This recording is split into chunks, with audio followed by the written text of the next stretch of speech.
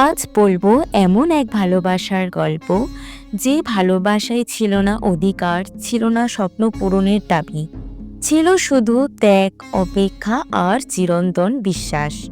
এই গল্প আমাদের রাধা রানীর, সেই নারী যিনি শুধু কৃষ্ণকেই ভালোবেসেছিলেন কোনো শর্ত ছাড়াই।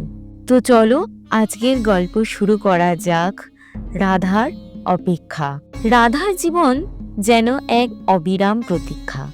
তিনি জানতেন যে কৃষ্ণ কোনোদিন তার হবে না। কৃষ্ণ ছিলেন রাজনীতি, ধর্ম আর রাজধর্মে আবদ্ধ এক মহানায়ক, আর রাধা, তিনি ছিলেন বৃন্দাবনের সেই সহজ গভীর হৃদয়ের নারী, যার প্রেম ছিল একতরফা কিন্তু চিরন্তন। রাধা কখনো কৃষ্ণকে দোষ দেননি। তিনি জানতেন ভালোবাসা মানে সবসময় একসাথে থাকা নয়।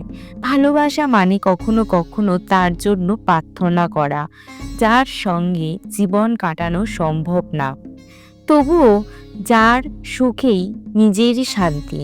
তাই কৃষ্ণ যখন মথুরায় চলে গেলেন, রাধা কাঁদলেন না, অভিশাপও দিলেন না।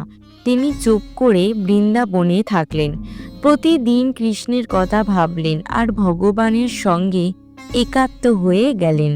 রাধার প্রেম শুধু মানুষের ভালোবাসা নয়, সেটা ভক্তির এক উজ্জ্বল রূপ, একটা আত্মার প্রেম, যেখানে শরীর নেই, দাবি নেই, শুধু বিশ্বাস আছে।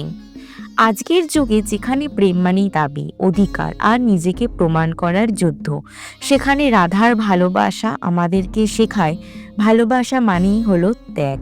ভালোবাসা মানে কারোর জন্য নিজের হৃদয় খুলে দেওয়া, তাকে ধরা নয়, তাকে মুক্তি দেওয়া।